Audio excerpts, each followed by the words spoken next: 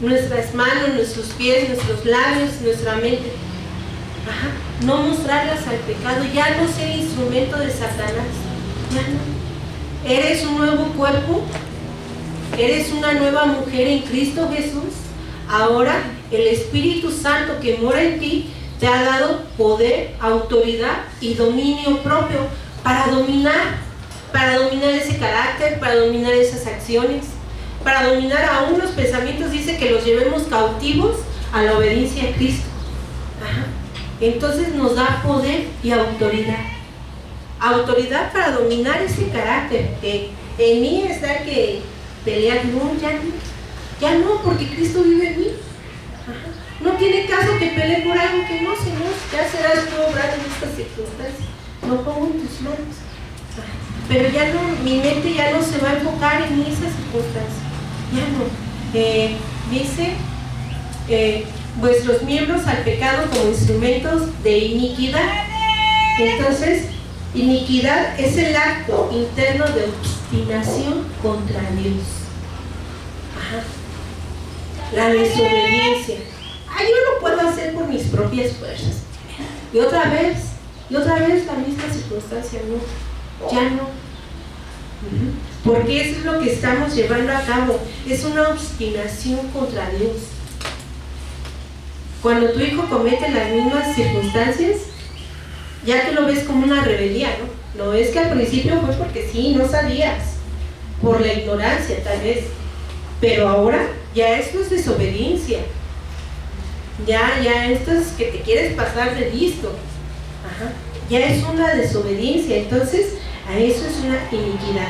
Una iniquidad es una transgresión, infracción, para indicar niveles de desobediencia a Dios, todos ellos clasificados como pecado. Y es algo bien importante, porque muchas veces queremos justificarnos. Pues es que caí, pues es que me equivoqué. No, seamos claros. Pequé. Esto que estoy haciendo es pecado. Ya no podemos ocultar ahora, porque qué fácil suavizar la circunstancia cuando decimos, pues es que tropecé, pues es que me resbalé, pues es que otra vez caí. No, otra vez pequé. Ajá. Y el pecado es muerte. El pecado, sí, Dios nos va a perdonar, pero vamos a sufrir la consecuencia, vamos a tener que vivir la consecuencia de esa desobediencia. Entonces, ahí es cuando se hace más pesado. Se dice que es un proceso. Ajá. Ahí es cuando se hace más largo tu proceso. ¿Por qué? Por la desobediencia. Porque si desde el principio hubiéramos obedecido, ¿qué necesidad habría de estar pasando por eso? Ajá. Entonces, la clave para entender estos textos en la indisoluble unión que hay la clave para entender estos textos está en la indisoluble unión que hay entre Jesús y nosotros que confiamos en Él. Que nuestra confianza debe de estar ¿en quién? En Cristo Jesús. ¿Qué pasa cuando decimos todo lo puedo en Cristo que me fortalece? No lo puedo decir cuando todavía no lo estoy pasando. Lo decimos cuando ya hemos pasado, pero también cuando estamos viviendo las circunstancias, declaramos la palabra de Dios sobre nuestras vidas. Todo lo puedo, Señor, porque tú me fortaleces.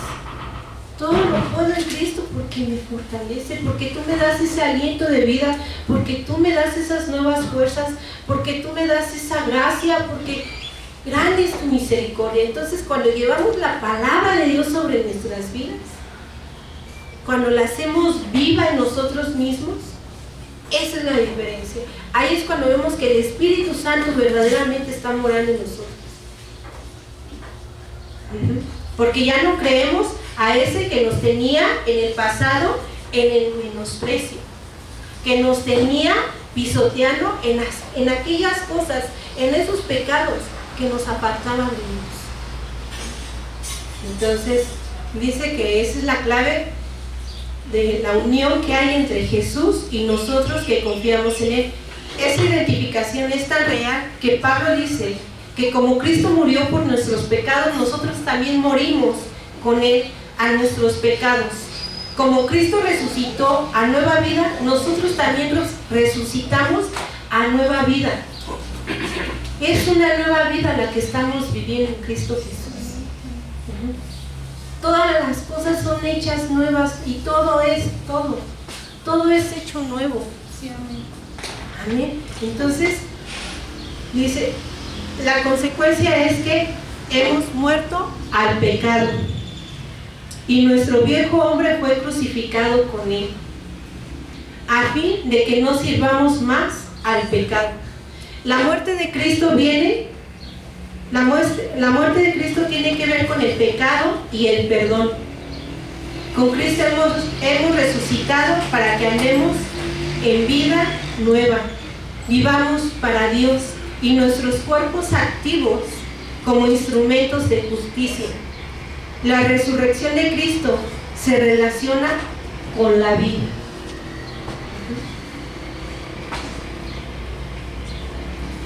No murió para que andemos tristes, sino se revela, es para nueva vida, una vida en abundancia, en ese aliento de vida que Dios nos da cada día, de verdad, a través de su palabra. ¿Qué pasa cuando tú le compartes a las personas allá afuera? ¿Cómo se quedan?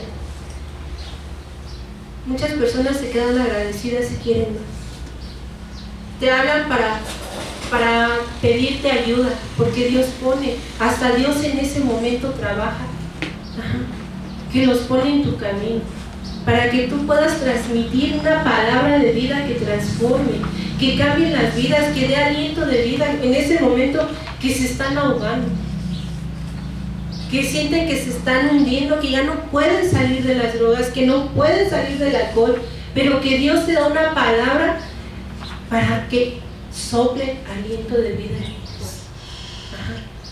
¿Y qué pasa cuando empiezan a caminar en Cristo Jesús? Una vida nueva. Ahí es cuando empieza ese amor con el Señor. Empieza un amor, un nuevo caminar en tu vida y dices, Señor, ¿cómo no lo supe esto cuando era pequeña? Si lo hubiera sabido desde que era niña no hubiera pasado por todo esto. Sí, pero te tocó en este tiempo. Quizás en este tiempo fue cuando fuiste desobediente y te hablé hace 2 años, pero no quisiste. Te rehusaste. Pero ahora estás escuchando. Ahora lo estás recibiendo. Y ahí es ese amor y empiezas a servirle al Señor con todo. Pero aguas. Jesucristo le habla a la iglesia de Éfeso.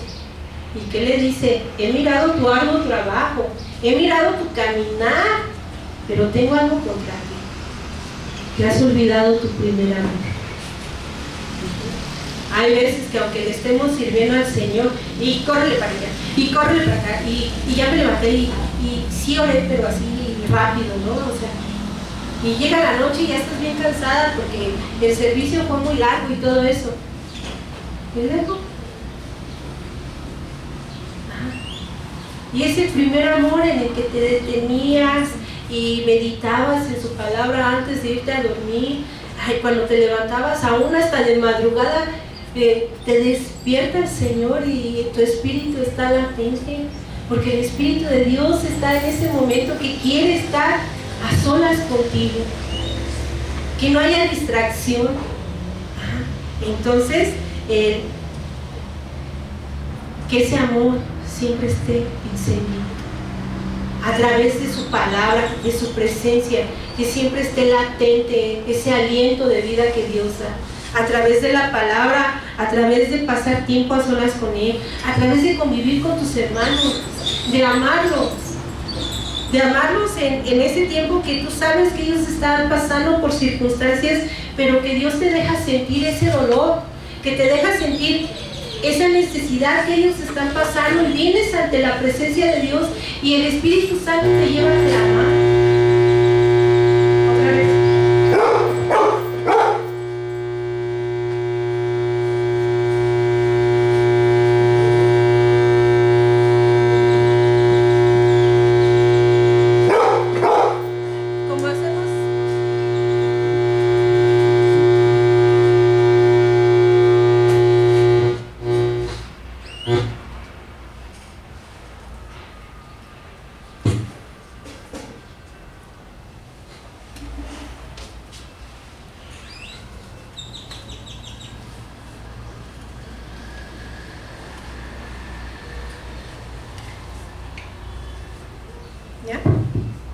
ya quedó.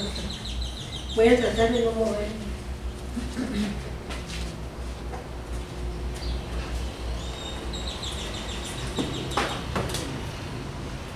Ya quedó. Gracias, amigo. Es para ilustrarlo como Pedro cuando quiso andar sobre el agua. Sabía que tal cosa era imposible. Si no crees que es imposible, ve si quieres, y nos recomienda que lo pruebes en la tina del agua, pero aquí en México no es muy común usar tinas, ¿verdad?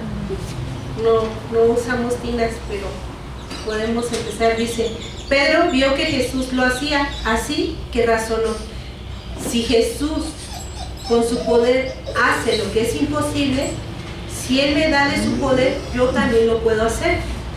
Esa confianza lo llevó a la petición: Señor, si eres tú, manda que yo vaya sobre las aguas. El Señor le dijo, ven. Y Pedro se lanzó para hacer lo imposible. ¿Qué sucedió? Caminó igual que Jesús sobre las aguas por unos minutos. Pero entonces, como dice el texto, al ver el fuerte viento tuvo miedo. Dejó de fijarse en Cristo y puso su mirada en las circunstancias. Al suceder eso, nos explica el texto, comenzó a hundirse, pero entonces de ese hombre bendito brotó el grito: Señor, sálvame. Puesta la vista de nuevo en el Señor, éste le extendió la mano. Entonces, asido de él, siguió haciendo lo imposible, caminando sobre el agua hasta llegar a la barca. ¿Sí? ¿Qué pasa cuando nosotros estamos pasando por circunstancias? Va a haber momentos en el que venga el desaliento, pero nuestra mirada tiene que estar ¿en quién? En Cristo. ¿Sí? ¿Qué pasa cuando viene ese tiempo de la tentación, de esa debilidad de donde Dios te sacó? Ajá. Pues tu mirada tiene que estar en Cristo. Jesucristo pasó por tentaciones, vivió lo que es la tentación y venció la tentación porque no pecó. Entonces, por el poder del Espíritu Santo que mora en nosotros, podemos vencer esa tentación. Podemos dejar de hacer lo malo por el poder que habita en nosotros del Espíritu Santo. Pero aquí hay algo que Dios nos ha dado. En la Biblia lo llama libre albedrío, pero también se llama libertad de decisión. Tú decides lo que quieres hacer. Yo te muestro que esto ya no es correcto y sabes que esto es no honrar a Dios, que este acto no honra a Dios, pero tú decides. Tú decides deshonrar a tu padre o honrar. Entonces, ¿qué pasa cuando nuestros hijos nos honran a nosotros? Ajá. Todavía hasta el papá besa a su hijo, ¿no? Lo abraza, la mamá, ¿no? Cuando tus hijos te honran. ¿Qué pasa cuando honramos a Dios? Hacemos lo correcto. Dice, así en nuestro andar, en una nueva vida, nos parece imposible poder caminar si nos entregamos al pecado, a la queja o a la mentira, a la crítica, a la envidia, a la lujuria o a los pecados que quizás algunos consideran insignificantes, pero que como hábitos nos tienen condenados. ¿Y por qué nos dice como hábitos? Porque es algo que constantemente se está haciendo, que sabes que es pecado, que es pecado, pero ¿qué lleva a esto? Te tiene atado. Es algo que te mantiene atado y que tienes que romper con eso. Rompes con eso cuando tú tomas la decisión de no volverlo a hacer, cuando realmente se entrega, cuando entras en esa comunión con el Señor, pides perdón, viene esa reconciliación, va a venir la tentación, pero tienes el poder y la autoridad para dominar esa circunstancia, tener ese dominio propio, decir, ya no más voy a regresar y como el perro se come su propio vómito. Ya no más voy a regresar a ese pecado, a revolcarme en el pecado. Ya no, porque esto deshonra a mi Padre, porque esto no le agrada, pero sobre todo porque no es bueno para mí. quiere es cuidarnos, protegernos de todo lo malo, de todas las consecuencias. El secreto de la victoria está en el hecho real y verdadero de que hemos muerto al pecado con Cristo y con Él hemos resucitado a nueva vida, porque Dios no miente. Contamos con esa verdad, descansamos en esa verdad, actuamos de acuerdo con esa verdad. ¿Qué dice? Que actuamos de acuerdo con esa verdad. La vivimos por la fe. Como dice el apóstol en Gálatas 2:20, con Cristo estoy juntamente crucificado. Y ya no vivo yo, mas vive Cristo en mí. Y lo que ahora vivo en la carne lo vivo en la fe del Hijo de Dios, el cual me amó y se entregó a sí mismo por mí.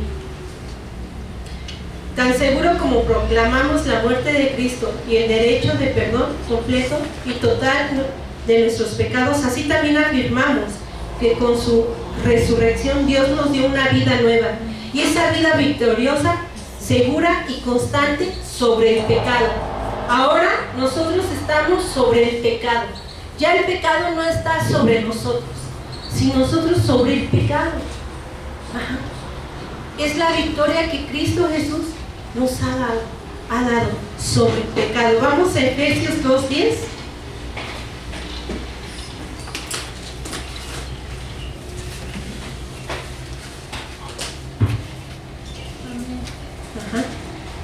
Porque somos hechura suya, creados en Cristo Jesús para buenas obras, las cuales Dios preparó de antemano para que anduviésemos en ellas.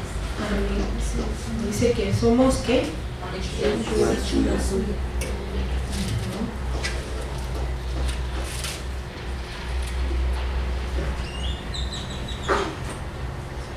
Porque somos hechura suya, creados en Cristo Jesús para buenas obras, las cuales Dios preparó de antemano para que anduviésemos en ellas. Las buenas obras no las llevas a cabo por ti mismo, sino porque Dios es lo que pone a través del Espíritu Santo, que nos lleva a hacer las cosas ahora buenas. Ahora es un nuevo caminar. Dice, porque somos hechura suya, creadas en Cristo Jesús para buenas obras, los cuales Dios preparó de antemano para que anduviésemos, andar, caminar, para que andésemos, para que anduviéramos en ellas. En 5:2, Efesios 5:2.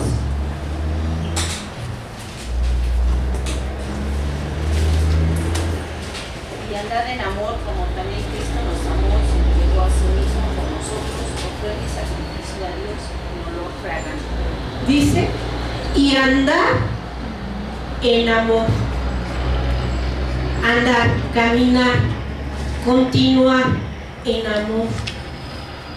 Como también Cristo nos amó y se entregó a sí mismo por nosotros. Ofrenda y sacrificio a Dios en olor fragante. Cuando andamos en ese caminar, ahora hay un reflejo, hay una consecuencia. Andamos en Cristo Jesús, caminamos, fuimos creados para llevar a cabo cosas buenas, ¿sí? Para hacer cosas buenas que Dios pone en nosotros. Somos ese instrumento que ahora Dios usa para llevar a cabo la voluntad de Dios, porque todo lo que hacemos tiene un propósito. Tiene un propósito. No hay nada que no tenga un propósito en nuestras vidas. Entonces, cuando nosotros andamos en Cristo Jesús confiados y realmente está esa fe que todo lo que Dios ha hecho es bueno, agradable y perfecto, está esa confianza en nosotros, estamos llevando a cabo lo que nos está diciendo. Andamos en ese amor, andamos en amor como también Cristo nos amó y se entregó a sí mismo por nosotros. Ofrenda y sacrificio a Dios en olor fragante. Amén. ¿Tendrá la resurrección algún significado adicional? Sí lo tiene. Lo llamamos vida eterna. Y qué extraordinaria es esa vida que nos viene a consecuencia de la resurrección de Cristo Jesús. ¿Cómo no disfrutar de verdad la vida que nos ha dado? Una vida nueva.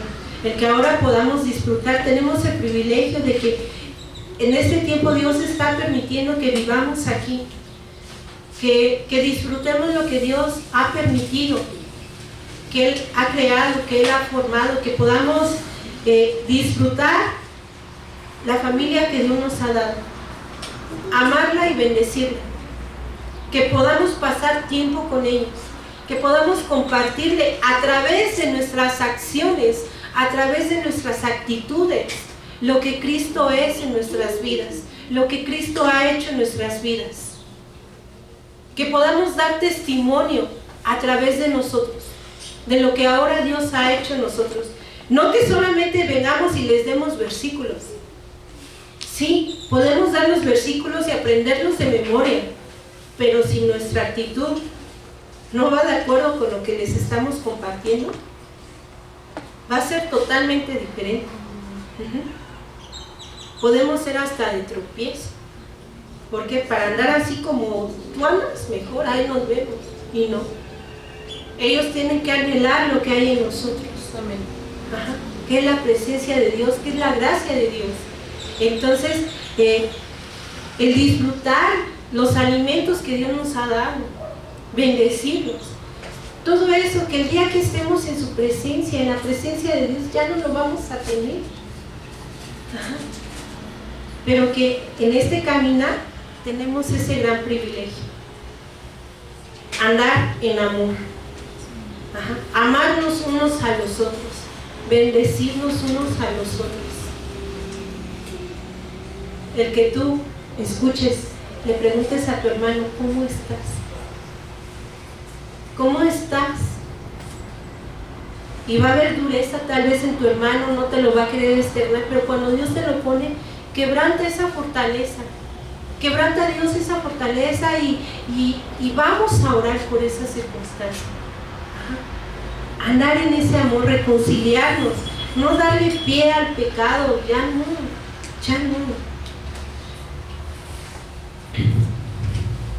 La importancia de una enseñanza clara sobre la resurrección la da el apóstol Pablo. Si no existe la resurrección de los muertos, entonces tampoco Cristo ha resucitado. Y si Cristo no ha resucitado, nuestra predicación es inútil como la fe. 1 Corintios 15, 13 al 14. Más adelante añade: si no resucitamos los muertos, comamos y bebamos, que mañana moriremos. Y ese es el pensamiento que mucha gente tiene afuera. Pues vamos a cotorrear, de todos modos, pues si nos vamos a morir, pues ya nos morimos.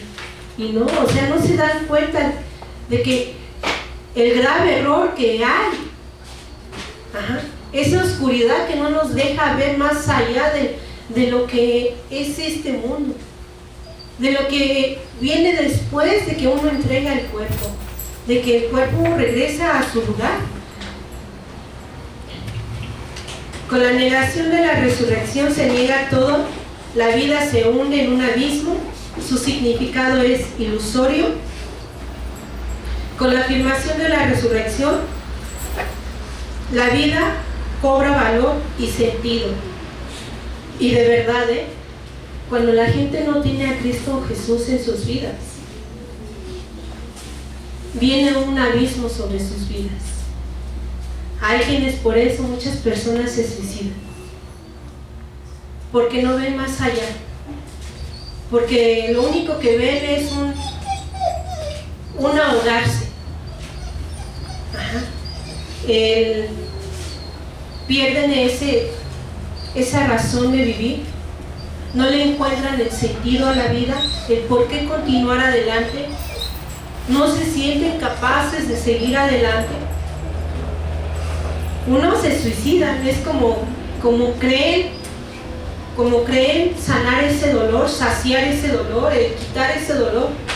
Pero hay quienes están en esa circunstancia y se refugian en el alcohol, se refugian en las drogas, se refugian en la fornicación, se refugian en la perversión, porque han perdido ese aliento de vida, porque no hay ese aliento de vida en ellos. Así que el creyente se une al dicho del apóstol: con su poder Dios resucitó de entre los muertos al Señor y nos resucitará a nosotros también. Primera de Corintios 6:14. Pues sabemos que el que resucitó al Señor Jesús de entre los muertos nos resucitará también a nosotros con Jesús. Amén. Amén. Segunda de Corintios 4:14. La resurrección de los creyentes es la consecuencia de la resurrección del Señor. Por esto la Biblia establece un enlace entre Cristo y el creyente, el primogénito de entre los muertos. El sentido es que Él resucitó. Está segura nuestra resurrección. En Él descansa toda nuestra esperanza. Él es el autor de la vida. Hebreos 3:15. Es la resurrección y la vida. Juan 11:25. Además el Hijo da vida a quienes place dárselas. Juan 5:21. Él es la vida eterna. Juan 11:25. Además el Hijo da vida a quien le place dársela. ¿Y tú por qué estás aquí?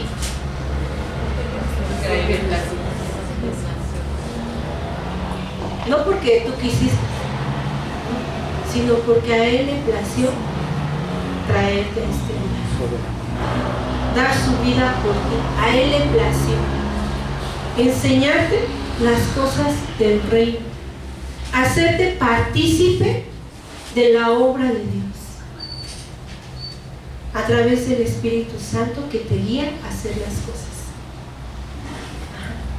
porque a Él le plació. Él es la vida eterna, lo cual es imposible. Juan 5:20, vamos a leerlo. Primera de Juan. ¿Quién me apoya, por favor?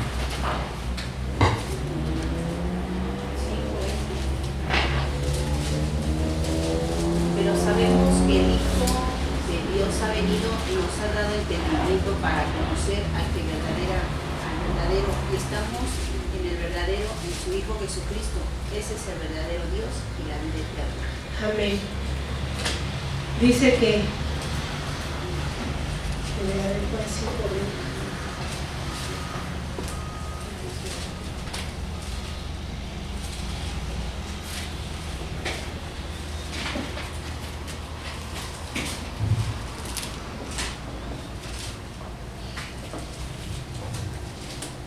pero sabemos que el Hijo de Dios ha venido y nos ha dado entendimiento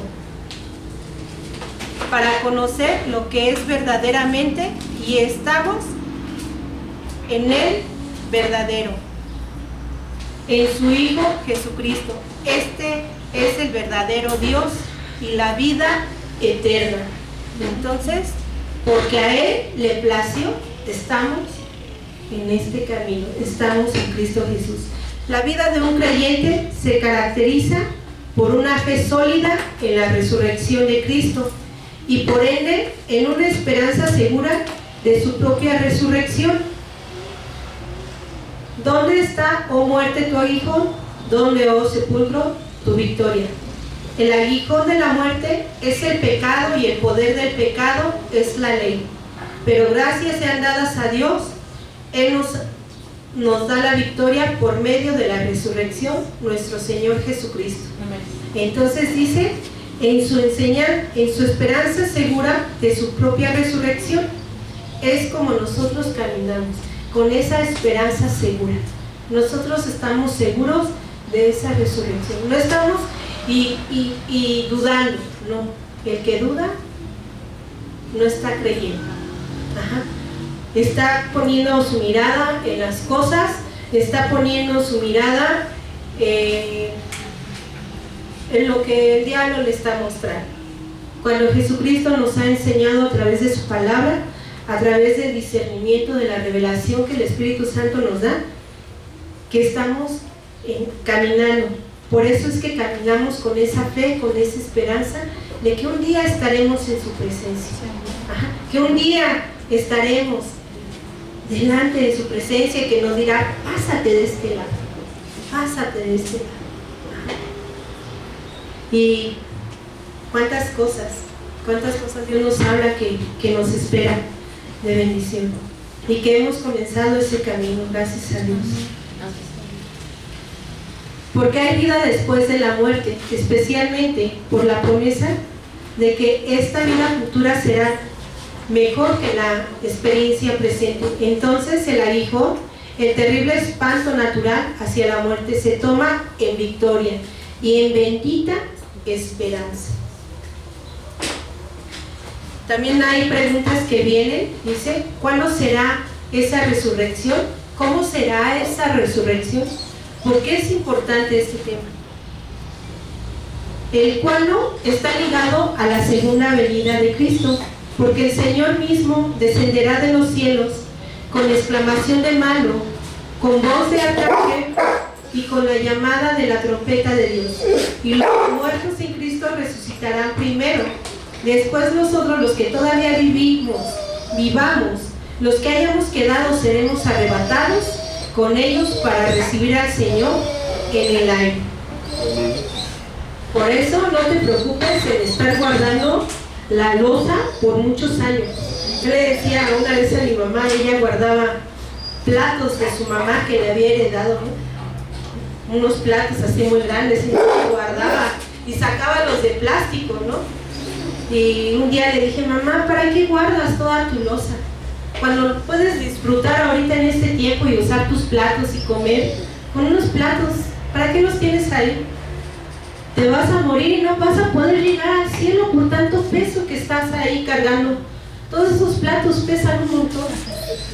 Y pues gracias a Dios se entendió, ¿no? Porque se pudo despojar de eso y come con sus platos, ¿no? Así nosotros, ¿no? Un día estaremos delante del Señor, que dice que los que hayamos quedado seremos arrebatados con Dios para recibir al Señor en el aire. Y qué mejor que seamos, qué bendición que seas arrebatado, ¿no? Qué hermoso. Porque en lo que no te vas estás trabajando para el Señor, estás llevando a cabo la voluntad de Dios. El domingo que empezamos a tomar con los pequeños las clases acerca de las festividades que vienen acerca del Día de Muertos, hubo una niña que es sumamente inteligente y ella me preguntaba, oye maestra, ¿y por qué ustedes nos dicen que no debemos de celebrar a la muerte si Cristo también se murió? Y eso me dijo así, ¿no?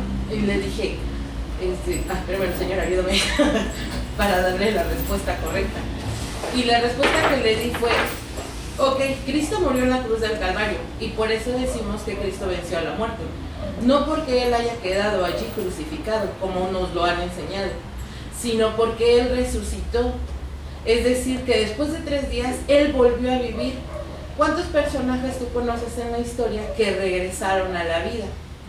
Entonces se quedó pensando. Continué con la clase y más adelante me interrumpe la clase y me dice, oye maestra, pero ella se quedó como analizando. Y me dice, oye maestra, entonces, si más adelante cuando yo sea grande o chica o algo me pase o lo que pase, me muero, ¿voy a resucitar? Y le dije, claro que sí, porque esa es la fe que nos mantiene, no que nos mantengamos en la muerte. Dios nos promete una vida eterna. Y algo que me llamó la atención es que muchas veces, si para nosotros es un tanto difícil entenderlo, cuánto más para un niño que cuando tú le das la certeza o le enseñas de la manera correcta y le das la certeza de que la muerte solo es un proceso, pero que tu esperanza es la resurrección, porque Cristo resucitó y eso es lo que va a hacer en la vida de cada uno de nosotros, ellos empiezan a descansar con tranquilidad. Y entonces ya después era como un petit comité de ellos que decían, no, sí vamos a resucitar y no nos vamos a quedar muertos, a lo mejor un tiempo vamos a estar dormidos, pero después vamos a volver a vivir y nos vamos a volver a ver.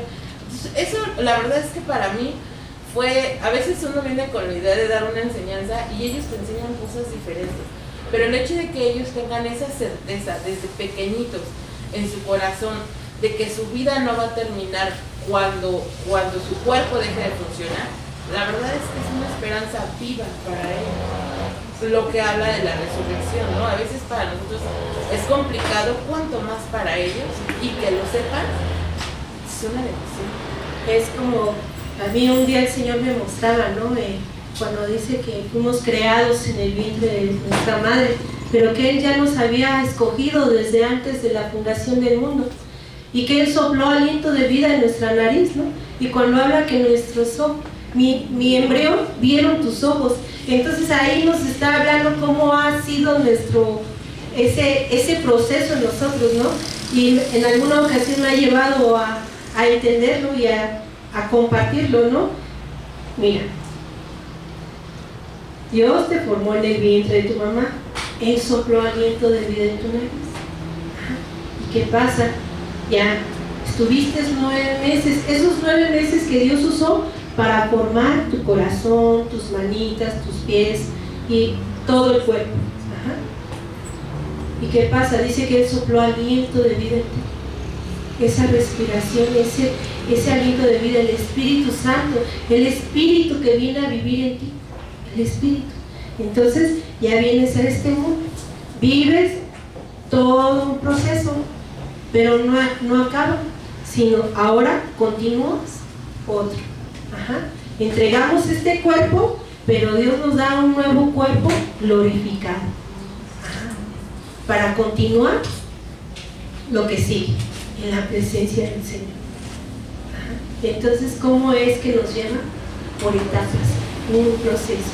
En este proceso que es de aquí, es a donde está trabajando nuestra fe, nuestro carácter, nuestras actitudes, nuestras emociones, es a donde Él ha puesto el querer como el hacer, es a donde Él nos da esa libertad de decidir para quién quieres vivir, para esa vida eterna en Cristo Jesús, ajá, o en esa vida del infierno, ajá, un infierno. Entonces, pero Él nos da esa libertad. Entonces, qué bendición. Y nos dice, por eso Dios nos dice en su palabra que seamos como niños, porque los niños son esponjitas, ¿sí? Que es nuestro deber crearles esas convicciones como papás y como vecinos, hermanos y familia, amigos, que seamos de bendición para esos pequeños, porque están creciendo, como dice mi hermana, y hacen preguntas. Entonces desde pequeños nos dice la palabra que lo instruyamos, entonces es instruirlos, es crearles convicción. Entonces así, de lo que usted dice del embrión, mi embrión vieron tus ojos, el Señor nos dice que somos santos y que somos apartados. Entonces desde un principio, añadiendo lo que usted dice, que nos creó en el vientre de nuestra madre, somos apartados para Él. Entonces, como dice usted, es un proceso y es de mucha bendición saberlo y tener esa convicción. Sí, amén, y que con un propósito dice que para la alabanza y su gloria fuimos creados. Amén. Ajá, para hacer alabanza de Dios. Ajá. Eso somos nosotros cuando estamos caminando en esa obediencia, y que no dejamos de serlo, pero sí vivimos consecuencias cuando desobedecemos, cuando nos descarriamos, ¿no? Pero tu hijo cuando se descarría no deja de ser tu hijo, no pierde esa paternidad, no pierde esa maternidad, sigue siendo tu hijo, sigue corriendo esa sangre tuya por él, ¿no? Pero sí vive tu corrección. Ajá, entonces así nosotros. Bien.